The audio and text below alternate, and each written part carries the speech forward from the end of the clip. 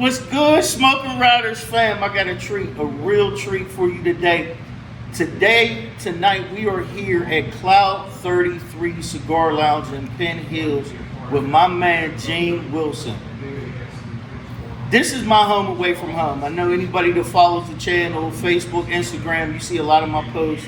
And this is where I'm at. This is a home away from home. If I'm not in my basement smoking cigars, this is where I'm at. So I'm going to introduce you to the man of the hour, Gene Wilson. Gene, tell the people about yourself and how you doing today. First off, I'd like to thank you for this time. Good to see you as always. Good. Yeah, from the Pittsburgh area, Wilkinsburg, a little bit of Homewood, Wilkinsburg, and whatnot. Go Tigers, bro. Go Tigers, all day. Graduated from Wilkinsburg High School. Got started actually in the cigar business. It came from some inspiration from my wife, actually. So during COVID, she started her own business, and I saw kind of her grind and the moves that she was making, things of that nature, and just how passionate she was about what it was she wanted to do. And I had a conversation with her, and I said, you know, I want to feel that. I want to feel that feeling. So we sat down and we talked about a couple different things. And initially we started talking about opening up some basketball gyms / rec centers and things of that nature because of my coaching background. Right. But then I thought, and I said, you know, my passion at that time in my life was, it started to become cigars, golf, cigars, things of that nature. And the conversation about opening up a lounge was in existence for about, I'd say, 8 to 10 years. But when I really got down to it and I said I wanted to do it for, like, on a regular basis, about 8 months. It took about 8 months. And so that's how we got started, just from a passion, from a place of passion. First off, before we really get this kicked off, we'll talk about what we're smoking. Gene, what are we smoking today? Because we're both smoking the same thing. Yeah, we're both smoking the same thing. So this is Luciano's newest cigar that just came out. It's called the Underrated. It is a premium cigar at a budget-friendly price. Hence the name Underrated. So in our lounge, this is going roughly about $9. And Luciano has been a great supporter of ours, different events, things of that nature. We carry multiple faces that they have.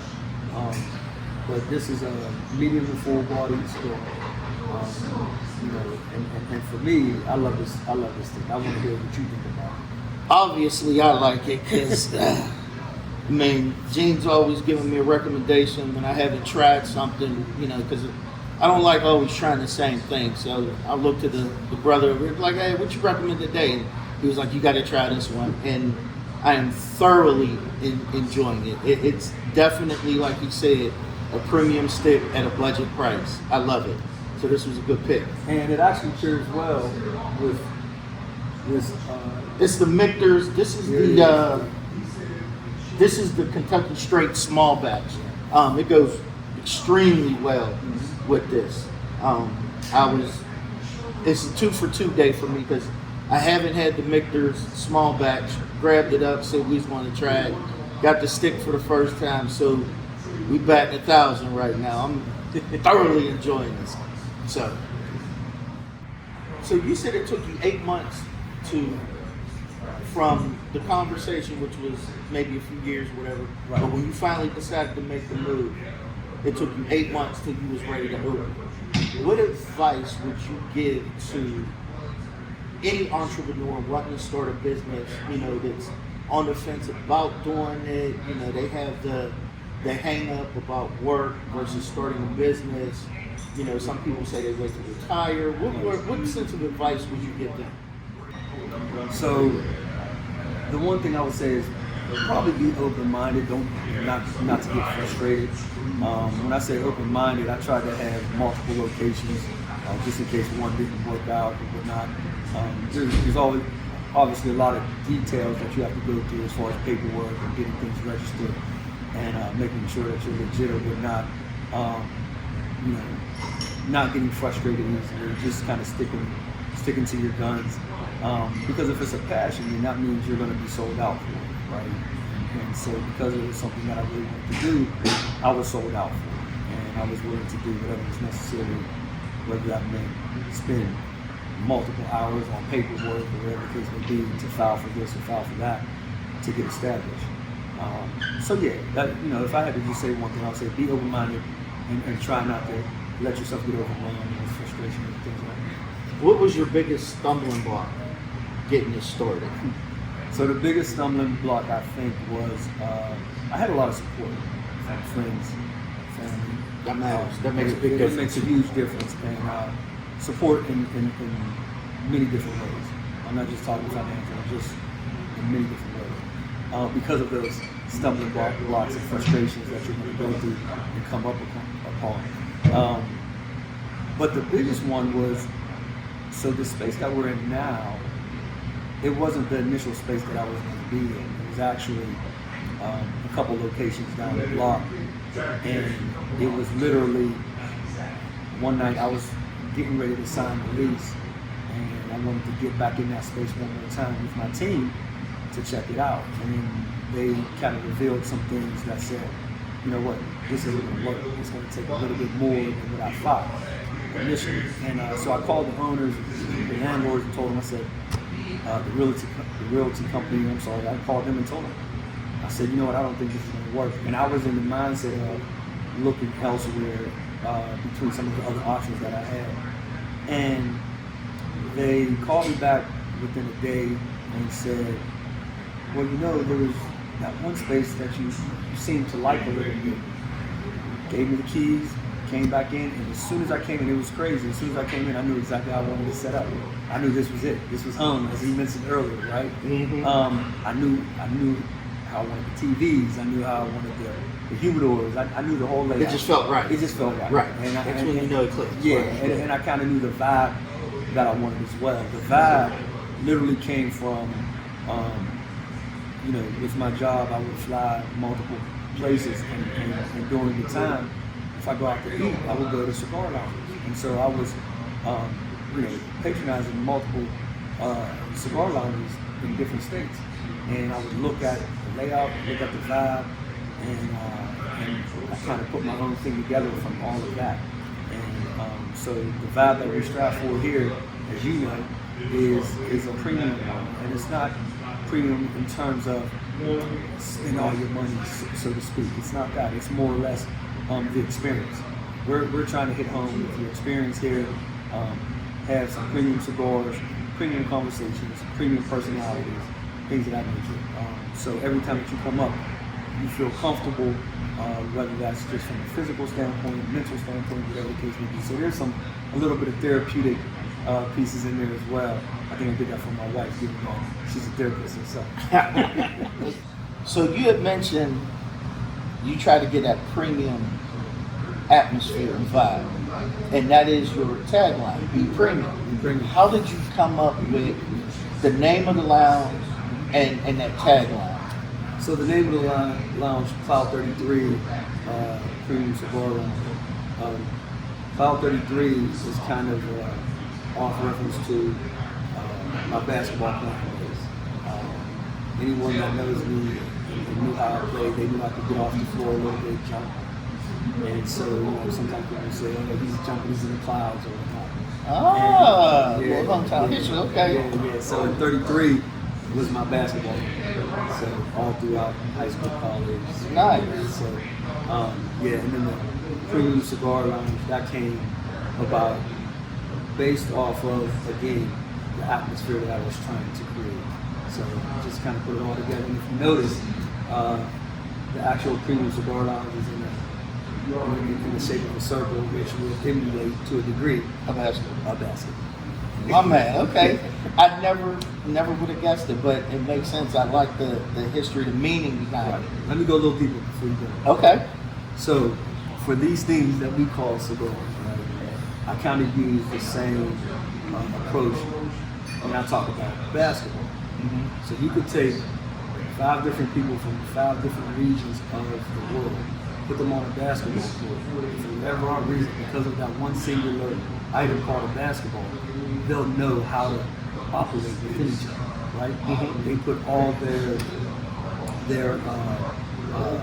what have you, negativities aside for the betterment of the team, so to speak, right? So for cigars, for me, I like the fact that, again, you get to meet people, and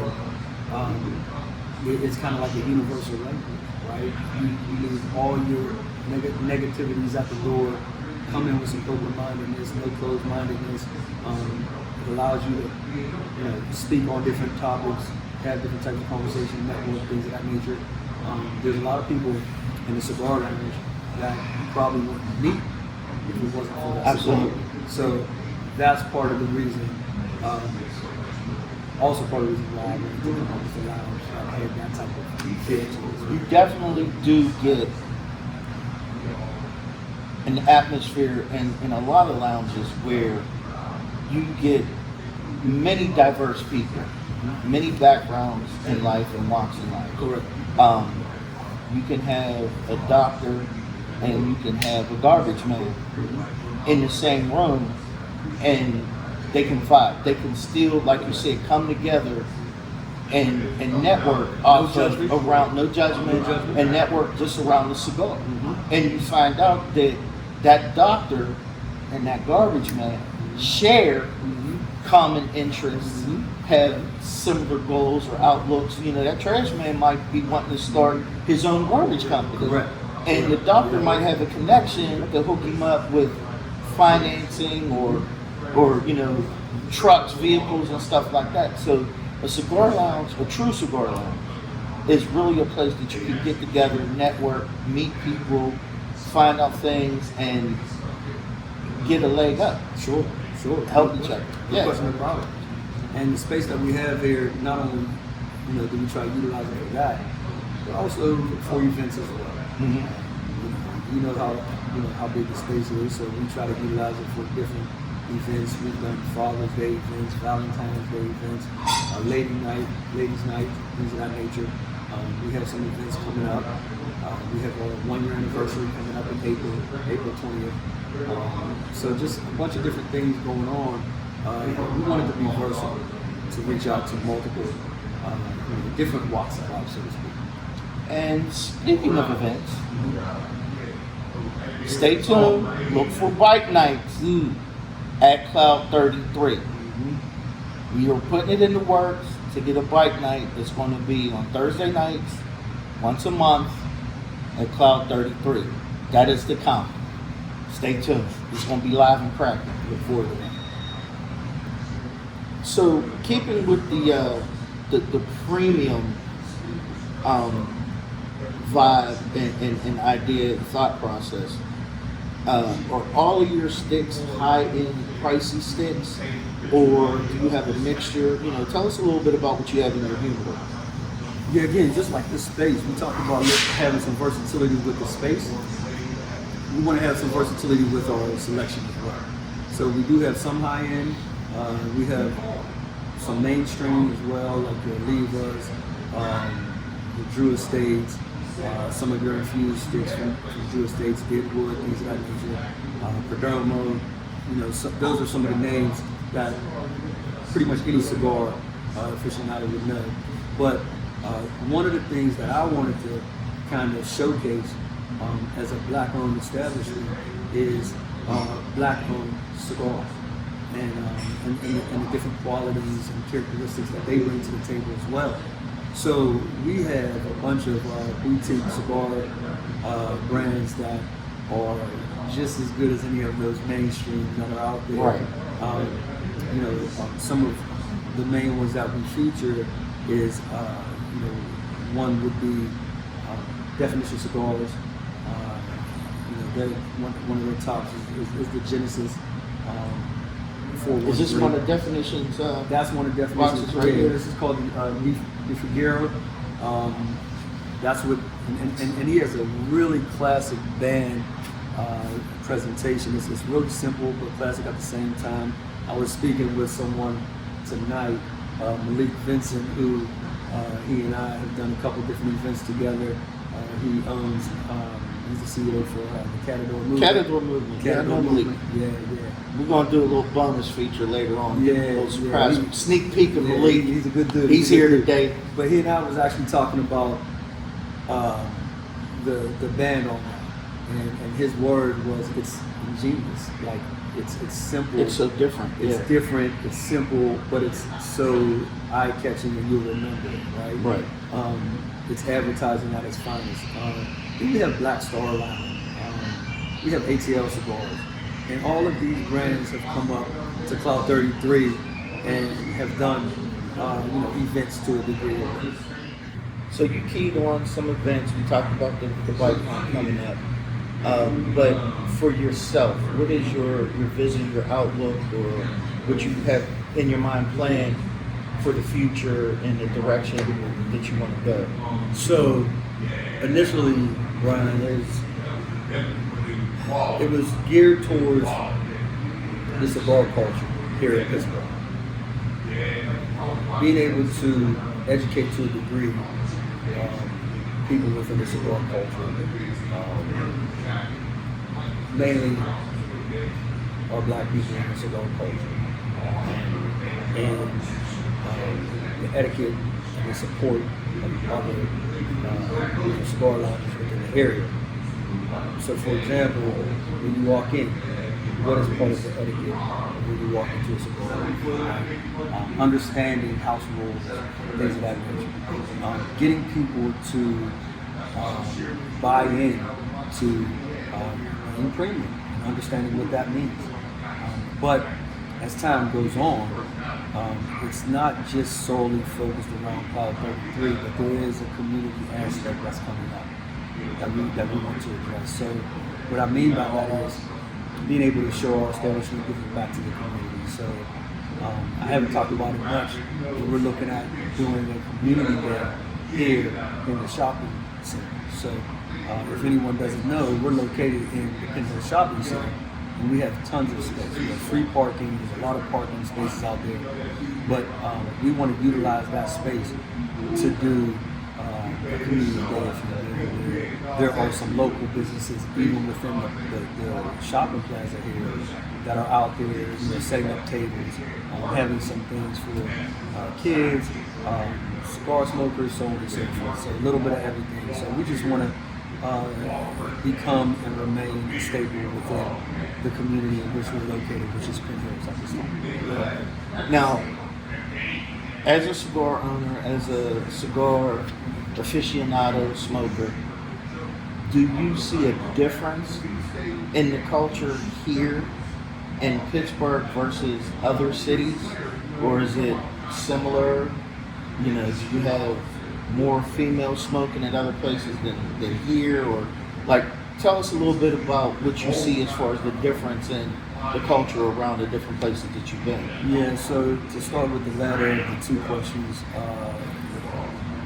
female smokers, I believe it was since 2017, have been on the rise about 11 or 12%.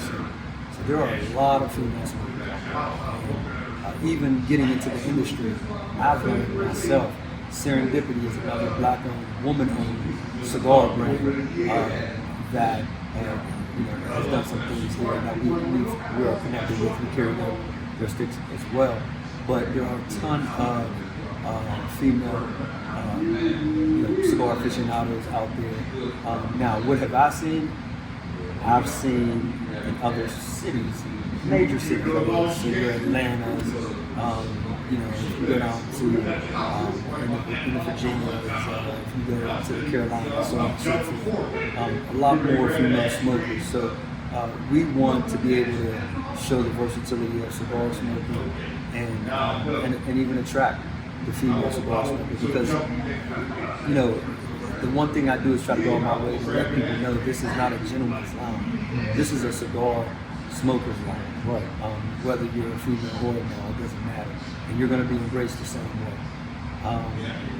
And the first part of your question was if you saw a difference in the culture between the different cities. So again, that's part of the reason why I want to address, or be part of the solution to address some of the cigar etiquette and setting standards and expectations.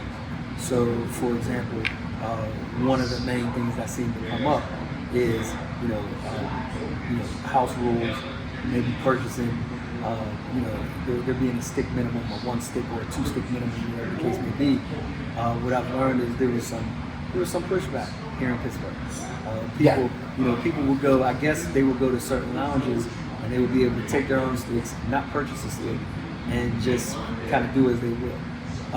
Now that may fare for some cigar lounges that may also have a bar or something of that nature, or serve food or whatnot. But here we try to keep kind of the old school, lounge feel with a modern twist as far as the comfortability of the lounge itself. So those are some of the things that I would like to see change, is people being open-minded and understanding as to why there is a certain stick limit. There are certain cigar lounges that I know in particular where they say right out the door, you cannot bring your sticks in. You know what I mean? So that's just the respect that you have to have for that specific lounge and whatnot. So just wanting to, get people to be on board with that and have a holistic understanding of that. Sounds good. So we got the more serious stuff out the way. Mm-hmm. And again, I'd like to thank you for taking the time out to be on the channel. Appreciate it. We're gonna ask some questions.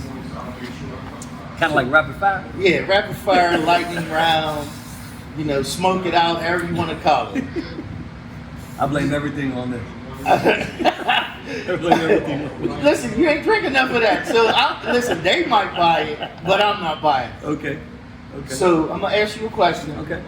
And you just say the first thing that comes to mind. Okay. Favorite stick? The Genesis. Bourbon or tequila? Bourbon. Car or motorcycle? Motorcycle. Basketball or golf? Woo! At this age, golf.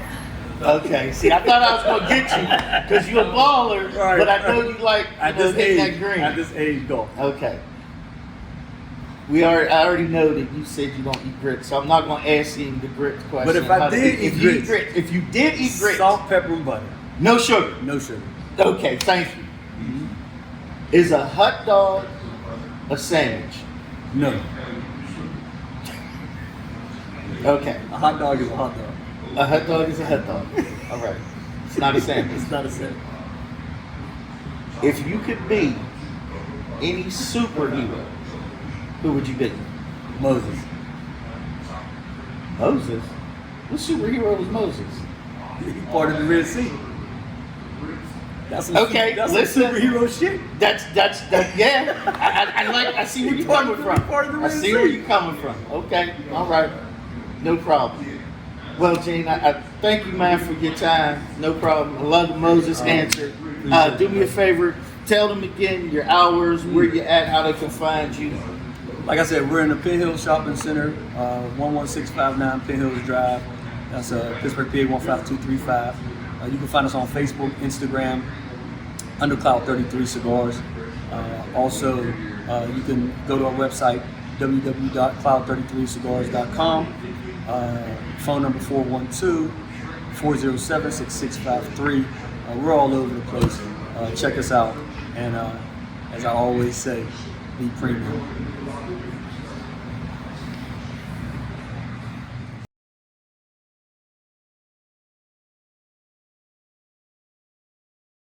Like I said, Smokin Riderz fam, we have a special guest in the house with us tonight. Gene had already made mention of Mr. Malik Vincent, owner of the Catador movement, and we are graced with his presence right now. He's going to tell you a little bit about himself and what he does. So Malik, would you like to introduce yourself to the Smokin Riderz fam and tell them about yourself? Absolutely. What's going on, Smokin Riderz fam? Like you said, my name is Malik Vincent. I own the Catador movement. So basically, I got started during the pandemic, as a lot of us did, and I had to figure out what my identity was in the cigar business.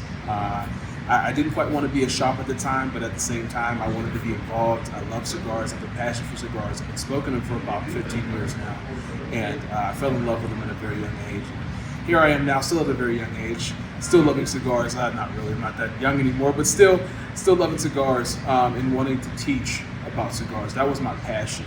My beginning passion for it was to share some of the knowledge that I gained over just trying cigars and learning and kind of stumbling and going through the rigors of just figuring out, hey, how do cigars fit into my life? How do they fit into my palate? How do they fit into my budget? And how do I work and operate with etiquette, sophistication, and all the things that cigars represent? And I basically came up with the category movement. It basically is a traveling organization that goes from shop to shop. I do a lot of events, I do a lot of tastings, I do a lot of teachings and things of that nature about the cigar industry, about the etiquette of cigars, and about pretty much the art of cigars and how they're wonderful. That has turned into some social media influencing opportunities. That's turned into some merchandising. That's turned into a lot of different things. So as we go, the category movement is still figuring out exactly how it fits into the cigar business. But let me tell you about the end game. At some point, I do want to have a brick and mortar campus, not just a cigar lounge, but also a restaurant, bar, and an actual museum that shouts out all the blacks and all the greats and all the people that are in the cigar business, specifically black, and how they've impacted it throughout Central America, the continental United States, and in all places. So that's the end game. That's a part of the strategic plan for the category movement, and that's the way we want to kind of go. I've done a really wonderful tasting here at Cloud 33 with Gene that happened last summer, to which we paired non-alcoholic beverages with cigars, and that was a dynamic event because a lot of people came into it thinking that they knew kind of what that was going to look like, and they came out with a totally different experience. So we've built on that, and I guess this is my time to sort of promo something that we're about to do on May the 25th. We're going to have a white party. We're going to have a whiteout party to which we're going to have a brunch. We're going to have endless mimosas. We're going to have a good time. There's going to be live music. We're going to have a party for Memorial Day in Cloud 33. It's going to be a collaborative between Cloud 33 and the category movement. We're going to have a great time. So these are the sort of the things that I've learned to do with the organization. Just sort of have fun, figure out ways how we can integrate and mingle within the Pittsburgh market, and hopefully it goes well beyond that in the future. That sounds good, man. Tell the people how they can get in touch with you if they ever want, to have you come to their lounge, or they want you to hold a class or something. Tell them how to get in touch with you. There's a couple ways to get in touch with me via email, malik@thecatadormovement.com. Also, on my social media, my Facebook, Malik Vincent, on Facebook, as well as Catador Movement, not the Catador Movement, but Catador Movement on Instagram, as well as on TikTok. Slide up in my DMs, shop owners, if you guys want to collaborate. Gene's a smart man. He got me into the fold early, and we're just elevating at this point. So we want to keep that moving, and I want the shop owners to get in on it now because, baby, we about to blow. Wow, you feel what I'm saying? Can I get a pound there? Can I get a pound there? Let's go. Let's go, Smokin Riderz family. So really excited about the future, and we're going to do some great things. One question before you go. Let's go. Let's do it. What's your favorite stick? What is my favorite stick? Oh no! Wow, that puts me on the spot. But I'm gonna have a quick answer for this. I am an Arturo Fuentes guy. That is my favorite brand of cigars, and the Don Carlos in specific is my favorite. It's an approachable stick from a pricing standpoint, from a taste standpoint. It's straight down the middle. It's a perfect medium cigar, and it's wonderful. It's a Cameroon wrapper, which can be a little bit temperamental at times, but I love the softness of it. It goes well. That's going to be my favorite, the Arturo Fuentes Don Carlos series. It's a good stick. It's a great stick. So, Smoky Soul, I do not want to hear nothing from you. I don't want to hear, I told you about the Don Carlos because this man here said it was his favorite. Let's go. My cousin, the Smoky Soul, he is an Arturo Fuentes fanatic, and he loves the Don Carlos and everything Arturo Fuentes. So I know I'm gonna hear it now when he sees this video. Come here. Check me and Gene out on May the 25th here at Cloud. You will not regret it. It's going to be a blast. It's going to be an absolute blast. The way me and this brother get down, it's going to be Curtis. Let's do it. That's the white party, right? That's the white party. Come check them out, y'all. Premium. Let's go. All premium. K9 signing off, and as always, smoke them if you got them. That was nice, bro. Let's go.